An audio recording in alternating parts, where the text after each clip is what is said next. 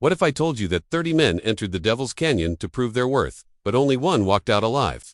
And what he discovered about the mysterious widow and her black stallion would change everything you thought you knew about courage, love, and revenge. In 1887, the town of Silverbrook, Montana, witnessed the most shocking challenge ever issued by a woman. But the truth behind Evangeline Blackwood's dare would unravel a web of secrets that had been buried for 20 years. The autumn wind howled through the rocky canyons of Silverbrook County, Montana, carrying with it whispers of a challenge that had turned the small frontier town upside down. Evangeline Blackwood stood on the weathered porch of her sprawling ranch house, her emerald eyes scanning the horizon where the sun painted the sky in shades of crimson and gold. At 35, she was still a woman of striking beauty, with raven black hair that caught the dying light and a figure that commanded attention wherever she went. But it was her reputation that truly set tongues wagging throughout the territory.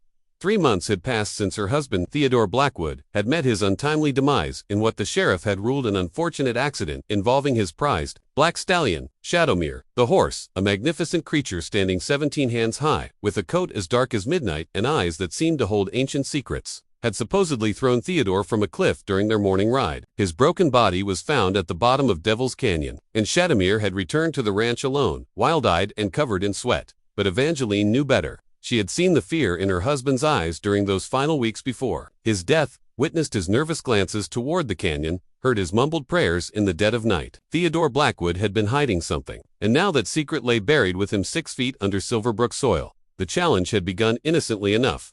During Theodore's funeral, as the entire town gathered at the cemetery, Evangeline had made an announcement that sent shockwaves through the community. Standing beside her husband's fresh grave, dressed in black silk that hugged her curves like a second skin, she had declared that any man who could successfully capture and ride Shadowmere would earn not only the magnificent stallion, but also her hand in marriage, along with the vast Blackwood fortune. "If you're a real man," she had called out, her voice carrying across the cemetery with the force of a whip crack, "catch my black stallion." Then she had laughed, a sound both musical and haunting that would echo in the dreams of every man present. For weeks to come, the offer was impossible to ignore. The Blackwood Ranch sprawled across 15,000 acres of prime Montana grazing land, and Theodore's silver mining investments had made him one of the wealthiest men in the territory. For a single man to claim both the fortune and the beautiful widow seemed like a gift from heaven itself. Word of Evangeline's challenge spread like wildfire across the frontier. Men came from as far away as California and Texas, drawn by the promise of wealth, beauty, and the chance to prove their worth against the legendary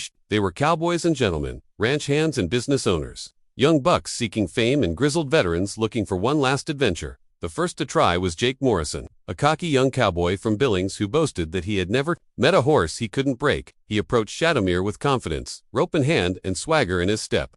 The stallion had been waiting in the center of a circular corral that Theodore had built specifically for breaking wild horses. The fence stood 8 feet high, constructed from thick oak posts and reinforced with iron brackets. Jake entered the corral just after dawn on a Tuesday morning, with half the town gathered to watch. Shadowmere stood motionless in the center, his massive head held high, nostrils flaring as he caught the scent of his challenger. For a moment, man and beast regarded each other in perfect silence. Then Jake made his move, swinging his lasso in a wide arc above his head. The rope never found its target. Shadowmere exploded into motion with a speed that defied nature, his hooves thundering against the packed earth as he charged directly at Jake. The cowboy barely had time to dive to one side before the stallion's iron-shod hooves struck the fence, where he had been standing, sending splinters of wood flying in all directions. Jake scrambled to his feet, his face pale with terror, and somehow managed to climb the fence to safety while Shadowmere reared and screamed his challenge to the sky. The second attempt came 3 days later. This time it was Marcus Webb, a horse trader from Denver, who claimed to have gentled over 1,000 wild horses during his career. Marcus brought with him a collection of specialized equipment, a longer rope, leather chaps reinforced with metal studs, and a technique he called patience breaking. He spent an hour outside the corral, simply standing and talking to Shadowmere in low, soothing tones. When Marcus finally entered the corral, he moved slowly and deliberately, keeping his hands visible and his voice calm. For nearly 20 minutes, he managed to maintain his position near the fence, while Shadowmere watched him with what appeared to be curious indifference. The crowd began to murmur with excitement, thinking that perhaps this experienced horseman might actually succeed where the younger cowboy had failed. Then Marcus made the mistake of taking a step forward. Shadowmere's reaction was immediate and terrifying. The stallion didn't charge this time. Instead, he began to circle his challenger with a predatory grace that made the hair on the back of every spectator's neck stand on end. Marcus tried to keep pace, turning to face the horse as it moved, But Shadowmere was too fast, too intelligent. Within minutes, the horse trader was dizzy and disoriented. Stumbling as he tried to track the stallion's movements, that's when Shadowmere struck. Moving with the speed of a striking snake, the stallion wheeled and lashed out with his hind legs. Marcus dove backward, but not quite fast enough. One hoof caught him in the shoulder, spinning him around and sending him crashing into the fence. He lay there stunned for several seconds while Shadowmere stood over him, breathing heavily, before the injured man managed to crawl to safety through the fence rails. Word of these failures only seemed to attract more challengers. They came in steady succession over the following weeks. Cattle ranchers from Wyoming, bronc riders from the rodeo circuit, even a retired cavalry officer who had served with distinction in the Indian Wars. Each man brought his own strategy, his own expertise, his own confidence, and each man left the corral defeated, humiliated, and in some cases, seriously injured. By the end of the first month, 15 men had tried and failed to capture Shadowmere. The stallion seemed to grow more dangerous with each attempt, as if he were learning from each encounter and adapting his tactics accordingly. Some of the challengers spoke of an almost supernatural intelligence in the horse's dark eyes, a malevolent awareness that went far beyond normal animal instinct. The town of Silverbrook had become a spectacle. Newspaper reporters arrived from Helena and Butte to cover the ongoing challenge. Gambling parlors opened betting pools on which challenger might succeed, and local businessmen profited handsomely from the influx of visitors who came to witness the attempts. The Grand Hotel was booked solid for months in advance, and even the boarding houses were turning away customers. Through it all, Evangeline Blackwood remained serene and untouchable, watching each attempt from her position on the porch of her ranch house. She would appear every morning, dressed in elegant riding attire, her hair perfectly arranged, a slight smile playing about her lips as she observed the dazed challenger prepare for his inevitable defeat. Some men tried to speak with her before their attempts, hoping to gain some insight into Shadowmere's behavior, or perhaps to charm the beautiful widow into providing some advantage. Evangeline was polite but distant with these suitors. She would offer them coffee or lemonade, engage in pleasant conversation about the weather or local events. But she never revealed anything about her late husband's relationship with the stallion, never hinted at any weakness or strategy that might prove useful. Her green eyes held secrets that she guarded as carefully as a miser guards his gold dot. It was during the second month that the attempts began to take a darker turn. Thomas Bradley, a ranch foreman from Great Falls, entered the corral carrying a bullwhip and a determined expression. His plan was to use intimidation and pain to break Shadowmere's spirit, a method that had worked for him with other difficult horses. The attempt lasted less than 5 minutes. Shadowmere not only avoided the whip but seemed to anticipate Bradley's moves, dancing just out of range of the leather lash before retaliating with a series of kicks and bites that drove the man from the corral in a panic. Robert Chen, horse trainer from San Francisco who had studied Eastern methods of animal training, tried a completely different approach. He entered the corral unarmed, relying on meditation techniques and what he called spiritual communication with the stallion. Chen sat cross-legged in the center of the corral for over an hour, breathing deeply and humming softly, while Shep watched him with apparent interest. The crowd grew restless, some spectators beginning to mock Chen's unconventional methods. Then, just as it seemed the trainer might be making progress, Shadowmere approached him. Chen remained perfectly still, his eyes closed, a peaceful expression on his face. The stallion lowered his massive head until his muzzle was mere inches from the seated man. For a heartbeat, it appeared that a breakthrough was at hand. Then Shadowmere opened his mouth and bit down on Chen's shoulder, lifting the screaming man off the ground and shaking him like a terrier with a rat before tossing him aside and trampling him into the dirt. The 21st challenger was a young man named David Carlisle, fresh out of veterinary school in Boston, and convinced that his scientific understanding of horse psychology would give him the edge that brute force and traditional methods had failed to provide. He spent a week studying Shadowmere from outside the corral, taking notes on the stallion's behavior patterns, feeding schedule, and reactions to different stimuli. Carlisle's attempt began promisingly. He entered the corral with a bag of sweet apples and a calm, confident demeanor. Shadowmere initially seemed intrigued by this new challenger, approaching cautiously to investigate the offered treats. For several minutes, it appeared that Carlisle's patient, scientific approach might succeed where more aggressive methods had failed. But the moment Carlisle reached out to touch the stallion's neck, everything went wrong. Shadowmere exploded into a frenzy of violence that was more terrifying than anything the spectators had witnessed before. The horse seemed to transform into a creature of pure malevolence, his eyes rolling back to show only white as he attacked with hooves, teeth, and what seemed like supernatural fury. Carlisle barely escaped with his life, and even then, he spent 2 weeks in the town doctor's care recovering from his injuries. As the months passed and the count of defeated challengers rose, a strange atmosphere settled over some of the more superstitious residents began to whisper that Shadowmere was no ordinary horse, that perhaps Theodore Blackwood had made some sort of bargain with dark forces. and that the stallion was a creature of supernatural origin, suggested that Evangeline herself might be practicing some form of witchcraft, using her beauty and mysterious powers to protect the horse from capture. The widow did nothing to discourage these rumors. If anything, she seemed to enjoy the air of mystery that surrounded her and her late husband Stallion. She continued to appear for each attempt, always impeccably dressed, always wearing that enigmatic smile that revealed nothing of her thoughts or motivations. When reporters tried to interview her about the ongoing challenge, she would deflect their questions with charm and wit, speaking fondly of her late husband's love for Shadamir, while revealing nothing about the horse's history or the circumstances of Theodore's death. By the time winter began to grip the Montana territory, 29 men had tried and failed to capture the Black Stallion. Some had suffered minor injuries and bruised egos. Others had been carried away on stretchers, their dreams of wealth and marriage shattered along with their bones. The betting pools had shifted from which man might succeed to whether anyone would ever succeed at all. It was on a cold December morning, with snow beginning to fall and the mountains shrouded in gray clouds, that the 30th challenger arrived. In Silverbrook, his name was Cole Harrison, and he was unlike any of the men who had come before. Where the others had arrived with fanfare and boasting, Cole came quietly, riding a modest brown gelding and carrying nothing more than a worn saddlebag and a coiled rope that had seen better days. Cole was a man of average height and build, with weather-beaten features that spoke of years spent under the open sky.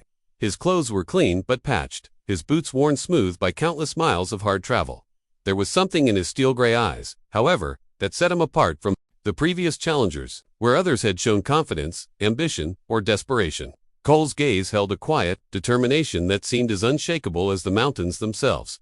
He took a room at the boarding house rather than the Grand Hotel, paid for his meals in small denominations that suggested modest means, and spent his first few days in town simply observing. Unlike the other challengers, who had immediately sought out Evangeline to introduce themselves and gauge their chances, Cole seemed more interested in the stories the townspeople told about Theodore Blackwood and his mysterious death. Old Pete McGillicuddy, the town drunk and unofficial historian, was particularly talkative after a few drinks. He told Cole about the strange lights that had been seen over Devil's Canyon in the weeks before Theodore's death, about the way Shadamir had returned from that final ride with what looked like blood on his hooves, and about the argument he had overheard between Theodore and a stranger just days before the accident. "Weren't no accident," Pete mumbled into his whiskey one evening, his rheumy eyes unfocused but his voice surprisingly clear. "Theodore Blackwood was a man with enemies, and that horse of his, well, there's things about that animal that ain't natural, you mark my words, stranger. That beast's got the devil in him." Sure, as I'm sitting here, Cole listened to these stories with the patience of a man accustomed to separating truth from fiction. He asked few questions but absorbed every detail, filing away information like a detective building a case. He also spent considerable time at the general store, purchasing supplies that struck the proprietor as unusual for a man planning to attempt horsebreaking: a small mirror, several yards of thin rope, a bag of rock salt, and a bottle of laudanum. When Cole finally approached Evangeline to announce his intention to attempt the challenge, she was sitting on her porch as usual, sipping tea from a delicate china cup and watching the snowfall. He removed his hat and introduced himself with a courtesy that had become rare among the recent challengers, many of whom had grown crude and demanding as the failures mounted. "Ma'am," he said, his voice carrying a slight Texas drawl, "I'd like to try my hand with your stallion, if you're still accepting challengers." Evangeline studied him over the rim of her teacup, her green eyes taking in every detail of his appearance and demeanor. There was something different about this one, she realized. Where the others had looked at her with undisguised lust or calculated ambition, Cole's gaze was respectful but unreadable. "Of course," she replied, setting down her cup with a soft clink, "though I feel obligated to warn you that 29 men have already tried. Some of them were considered the finest horsemen in the territory. What makes you think you might succeed where they failed?" Cole replaced his hat and looked toward the corral where Shadamir could be seen moving restlessly in the falling snow. "I reckon every horse can be understood, ma'am. It's just a matter of figuring out what they're trying to tell you. And what do you think Shadamir is trying to tell people? That's what I aim to find out." Cole touched the brim of his hat politely. "With your permission, I'd like to spend some time observing him before I make my attempt. Tomorrow morning, if that suits you." Evangeline nodded, though something in Coles.com confidence sent an unexpected chill down her spine. "Very well, Mr. Harrison. Dawn it is." That night, Cole made his final preparations. He checked and rechecked his equipment, practiced knots by lamplight, and reviewed everything he had learned about Theodore Blackwood's death. Most importantly, he wrote a letter, which he sealed and left with the boarding house proprietor, with instructions that it should be delivered to the sheriff if Cole failed to return by sunset the following day.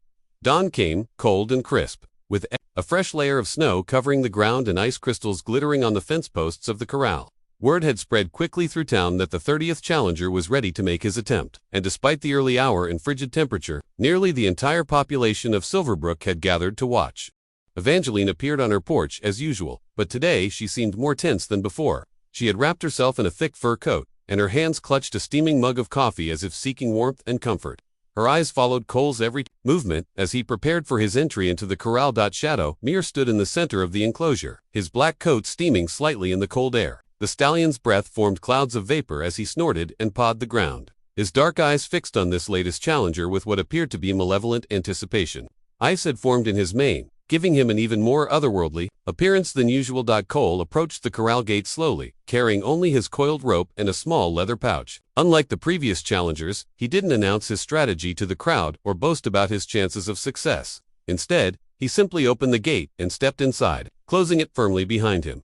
For the first time in 30 attempts, something unexpected happened. As soon as Cole entered the corral, Shadowmere stopped his aggressive posturing and became perfectly still. The stallion's ears pricked forward, and his head tilted slightly as if he were listening to something only he could hear. The crowd murmured in confusion. Having never seen the horse react this way to a challenger, Cole stood near the gate for several minutes, making no move toward the stallion but instead seeming to study the horse with the same intense concentration that Shadowmere was directing toward him. When he finally spoke, his voice was quiet enough that only those closest to the fence could hear him. "Hello, Theodore," he said. The effect of these words on Shadowmere was immediate and dramatic. The stallion reared up on his hind legs, screaming a sound that was part horse and part something far more human and anguished. When his hooves touched the ground again, he began to circle Cole with the same predatory grace he had shown previous challengers, but there was something different in his movement now. Instead of pure aggression, there was a quality that could almost be described as pleading. Cole remained motionless in the center of the corral, turning slowly to keep facing the circling horse. "I know what happened to you, Theodore," he continued. In that same quiet voice, "I know what she did." At these words, Evangeline Blackwood went completely white. The coffee mug slipped from her nerveless fingers, shattering on the porch floorboards with a sound like a gunshot. Several spectators turned to look at her, but she seemed oblivious to everything except the drama unfolding in the corral below. Shadowmere's circling became more frantic, and he began to make sounds that no horse should be able to make, sounds that were heartbreakingly human in their anguish and desperation. Cole reached into his leather pouch and withdrew what appeared to be a small vial of liquid. "This will set you free," he promised, holding up the vial so the stallion could see it. "No more trapped between worlds. No more being used as her weapon of revenge. It's time to rest, old friend." The stallion suddenly stopped circling and stood perfectly still, his massive head lowered and his breathing labored. For the first time since Theodore Blackwood's death, Shadowmere allowed a human to approach him without violence. Cole walked slowly forward, speaking in soothing tones that carried words the crowd couldn't quite make out, but that seemed to calm the agitated animal. When Cole reached the stallion's side, he gently placed one hand on the sleek black neck. Shadowmere shuddered at the touch but didn't pull away. Instead, the horse turned his great head toward Cole, and those watching swore they saw something disturbingly human in the animal's dark eyes, a look of profound gratitude mixed with unspeakable sadness. Cole uncorked the vial and held it to Shadowmere's muzzle. The stallion sniffed once, then willingly drank the contents. Within moments, a change came over the magnificent animal. The tension that had held his body rigid for months began to fade, and his eyes gradually lost their supernatural intelligence, returning to the normal, peaceful gaze of an ordinary horse. Then Shadowmere simply lay down in the snow and closed his eyes. His breathing became slow and steady, and for the first time since his master's death, the stallion appeared to be at peace. Cole knelt beside him, stroking the black mane gently as Shadowmere's breathing grew slower and finally stopped altogether. The crowd stood in stunned silence, trying to process what they had just witnessed. It was unlike any of the previous attempts to capture the stallion, and many spectators were left with the unsettling feeling that they had witnessed something far more significant than a simple horse-breaking demonstration. Cole rose to his feet and walked calmly to the corral gate. As he passed through it, he looked directly at Evangeline Blackwood, who still stood frozen on her porch, her face a mask of terror and disbelief. "It's finished," he called out to her. "Theodore is finally at rest. And now it's time for the truth to come out." Evangeline seemed to snap out of her trance at these words. Without a word, she turned and fled into her house, slamming the door behind her. The sound echoed across the silent ranch like a confession of guilt. Cole walked directly to where Sheriff Matthews stood among the crowd, his expression grim but determined. "Sheriff," he said, "I believe you'll want to read this." He handed over the letter he had written the previous night, still sealed, but now unnecessary for its original purpose. Sheriff Matthews opened the letter with trembling fingers and read its contents while the crowd pressed closer, desperate to understand what had just occurred. As he read, the sheriff's face grew increasingly pale, and when he finished, he looked up at Cole with a mixture of awe and suspicion. "How did you know?" he asked quietly. "I'm a detective with the Pinkerton Agency," Cole replied, producing a badge from his coat pocket. "I was hired 3 months ago by Theodore Blackwood's brother in Chicago to investigate his death." The family never believed it was an accident. The crowd erupted in excited chatter as this revelation sank in. A Pinkerton detective had been among them all along, quietly gathering evidence while posing as just another fortune-seeking challenger. "The letter contains everything I've discovered about Mrs. Blackwood's plan," Cole continued. Theodore had found out about her affair with a man named James Whitman, and he was planning to divorce her and change his will. Evangeline couldn't allow that to happen. She'd have been left with nothing. Sheriff Matthews was already moving toward the house, his hand resting on his service revolver. "What about the horse? How did she, laudanum?" Cole explained. "She'd been drugging Shadowmere for weeks, giving him just enough to make him unpredictable and violent, but not enough to kill him outright. She wanted him to seem dangerous so that when Theodore had his accident, no one would question the story. But the drug did more than make the horse aggressive. It left him in a kind of twilight state, neither fully alive nor able to die naturally." The pieces of the puzzle were falling into place for the horrified spectators. Evangeline had used her own husband's beloved Stallion as both the murder weapon and the perfect cover story. Theodore's death had appeared to be a tragic accident, the victim of his own prized horse's unexpected wildness. "But how did you know to give the horse that antidote?" someone called out from the crowd. Cole's expression softened slightly. "There's an old Sioux medicine man named Walks with Spirits who lives up in the hills. He told me about herbs that can counteract certain poisons, but also about souls that get trapped between worlds when death comes unnaturally. He said the only way to free them was to give them permission to rest." The crowd was processing this information when the sound of a gunshot rang out from inside the Blackwood house. Sheriff Matthews and several other men rushed toward the building, with Cole close behind. They found Evangeline Blackwood in her late husband's study, slumped over his desk with a smoking revolver in her hand. A letter lay beside her body, written in her elegant script and addressed to the people of Silverbrook. The confession detailed everything Cole had suspected and more. Evangeline admitted to discovering Theodore's plan to divorce her, described her affair with James Whitman, and revealed the elaborate plot she had devised to murder her husband while making it appear accidental. Most chilling of all, she confessed to dosing Shadowmere with laudanum for weeks before the murder, knowing that the drug would make the normally gentle Stallion unpredictable and dangerous. The plan had worked perfectly until Cole Harrison arrived. Evangeline had recognized something different about him from their first meeting, and when he addressed Shadowmere by Theodore's name, she realized that her secret had been discovered. Rather than face trial and certain execution, she had chosen to end her own life. The final paragraph of her confession was perhaps the most revealing of all. Evangeline wrote that she had never intended for Shadowmere to suffer as he had, trapped in a state between life and death.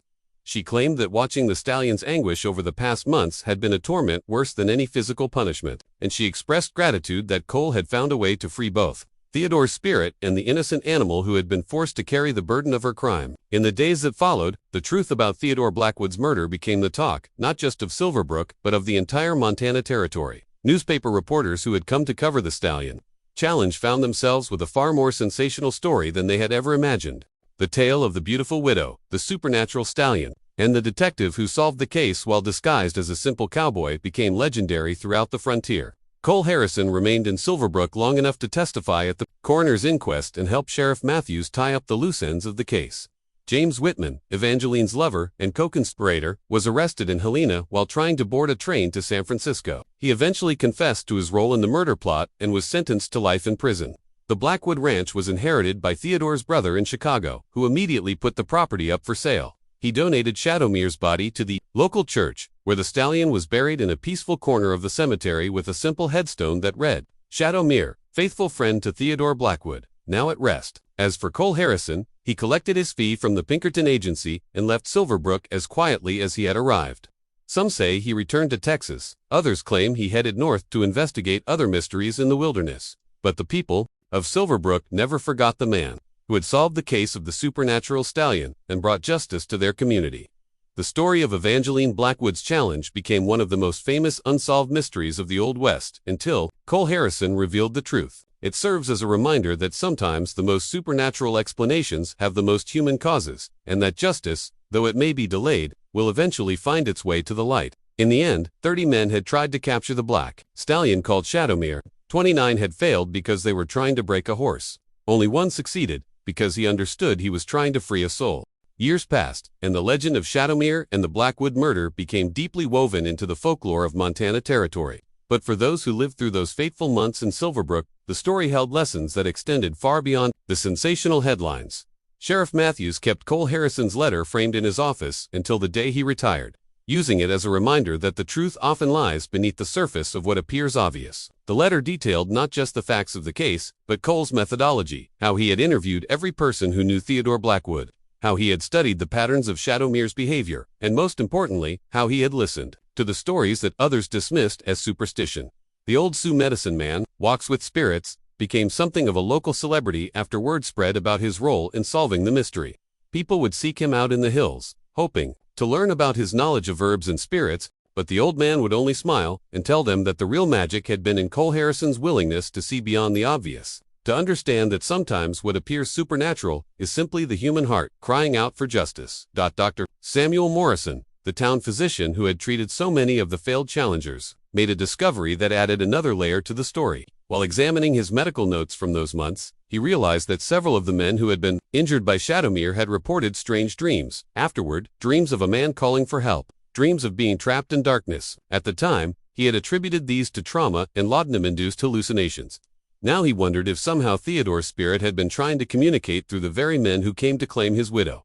The Grand Hotel, which had profited so handsomely from the influx of challengers, eventually installed a permanent display case in its lobby, containing artifacts from the Shadowmere Challenge. Visitors could see photographs of all 30 challengers, newspaper clippings from across the territory, and even the rope that Cole Harrison had carried into the corral that final morning. The hotel's owner, a practical man named Chester Hawkins, had initially planned the display as a tourist attraction, but he found that guests often stood before it in contemplative silence, as if recognizing something profound in the story of truth finally emerging from deception. 5 years after the events, a young journalist named Rebecca Sterling came to Silverbrook to write a book about the case. She tracked down many of the surviving challengers and was amazed to discover how the experience had changed their lives. Marcus Webb, the horse trader from Denver, had given up his profession entirely and became a minister, claiming that his encounter with Shadowmere had shown him the reality of forces beyond the physical world. Jake Morrison, the cocky young cowboy, had settled down to become a devoted family man, saying that staring into the stallion's supernatural eyes had taught him the difference between bravery and foolish pride. Rebecca's most significant discovery came when she located Cole Harrison himself, living quietly on a small ranch outside Amarillo, Texas. The former Pinkerton detective had retired from active investigation and was raising horses with his wife, a gentlewoman named Sarah who had been a When Rebecca asked him about the Shadowmere case, Cole was initially reluctant to discuss it. Some stories, he told her, are bigger than the people who live them.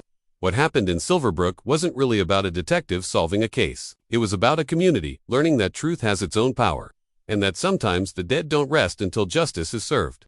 But as Rebecca persisted with her questions, Cole revealed details that had never been made public. He explained that his investigation had actually begun weeks before he arrived in Silverbrook, when Theodore's brother had provided him with letters that Theodore had written expressing his fears about his wife's behavior. These letters had mentioned strange incidents with Shadowmere, times when the normally gentle horse had acted aggressively for no apparent reason. Most revealing of all, Cole admitted that his ability to calm Shadowmere that final morning had come not from detective work alone, but from something deeper. When I looked into that horse's eyes, he said, I saw a soul in torment.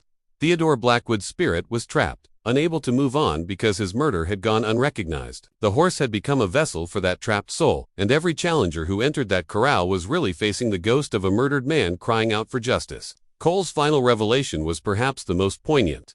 The antidote he had given Shadowmere wasn't just an herb to counteract laudanum poisoning. Walks with Spirits had prepared it specifically as a spiritual remedy, designed to release souls that had become bound to the physical world through violent or unnatural death.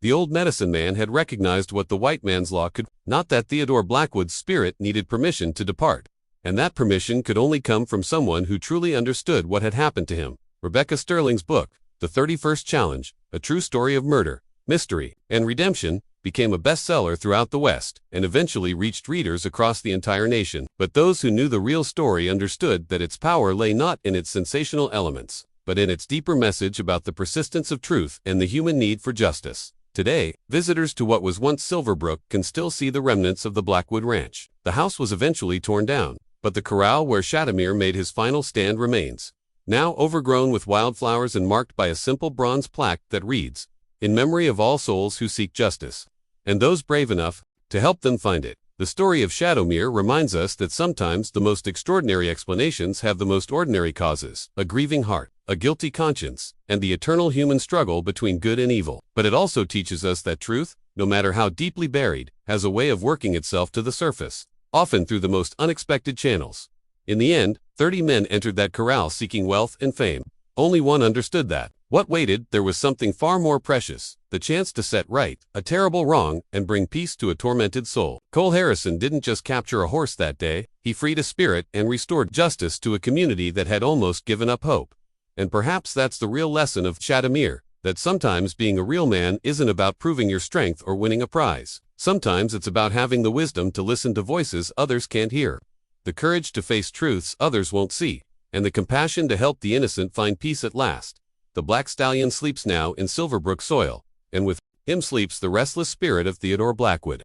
But their story lives on, a testament to the power of truth, the persistence of justice, and the unbreakable bond between a man and his faithful horse, a bond that not even death could sever, and that only justice could finally set free.